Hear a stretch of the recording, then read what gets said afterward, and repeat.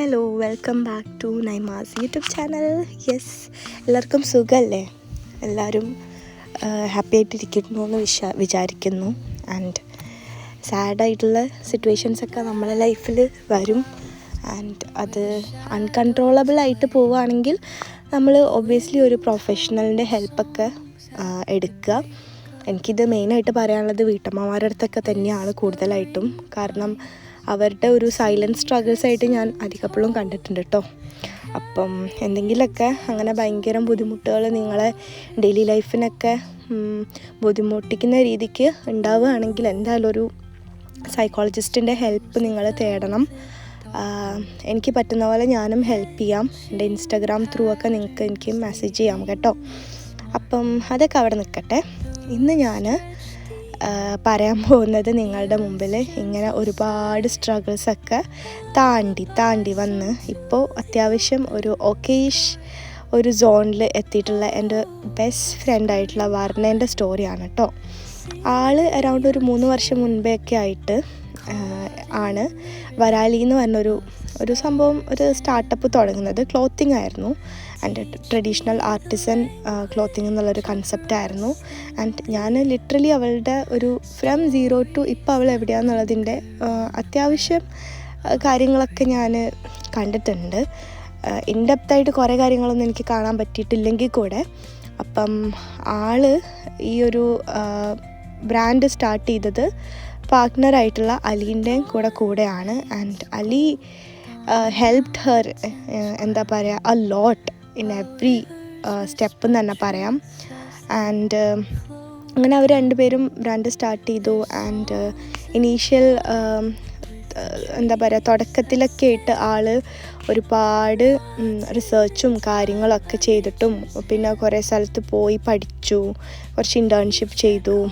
അങ്ങനെയൊക്കെയാണ് കേട്ടോ ആൾ ഓരോ ക്ലോത്തിനെ പറ്റിയും പ്രിൻറ്റിനെ പറ്റിയും ഒക്കെ പഠിച്ചിട്ടുണ്ടായിരുന്നത്.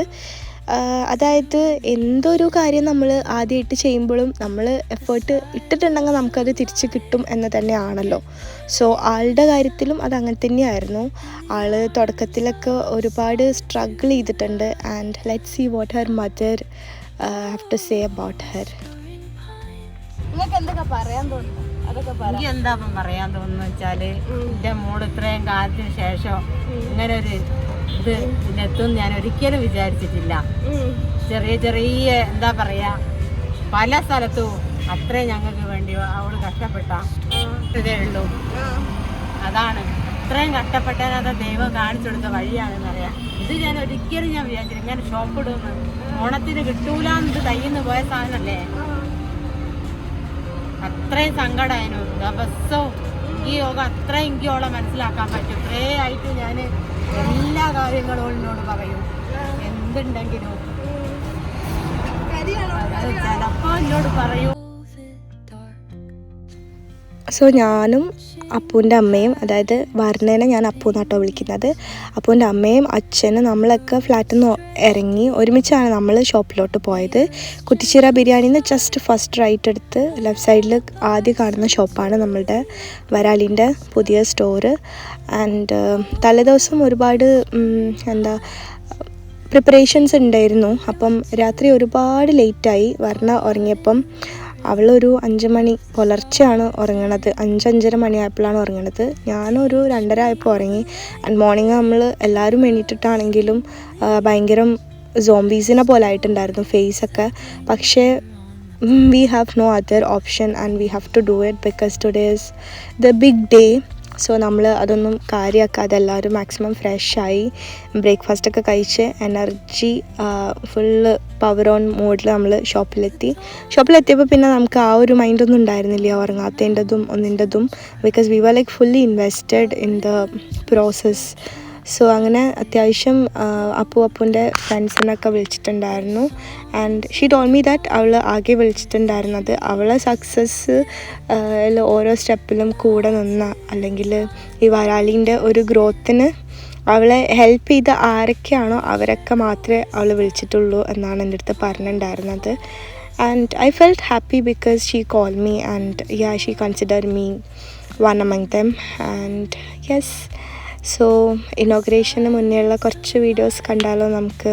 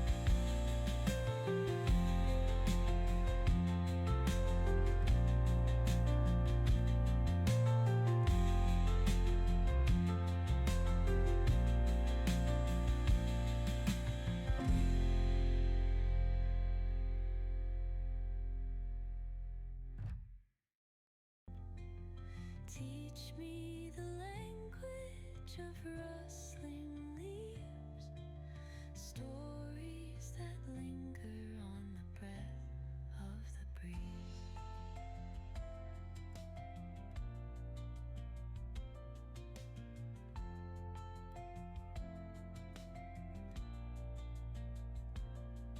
The dawn paints gold on the mountain's crown, while rivers whisper truths as they flow down.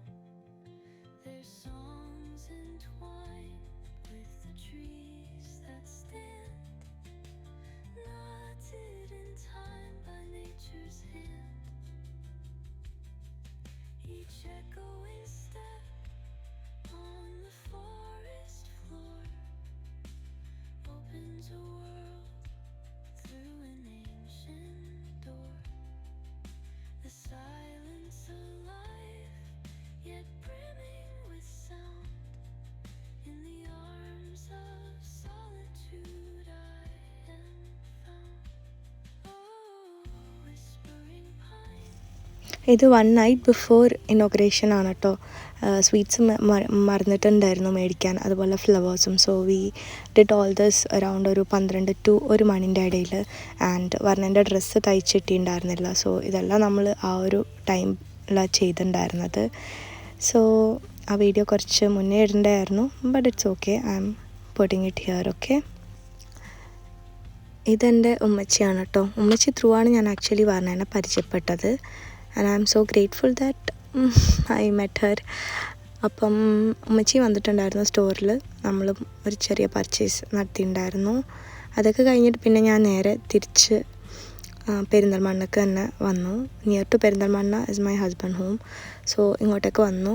And അത്രയ്ക്കാണ് ഇന്നത്തെ video. See you in the next vlog guys. Bye bye, take care.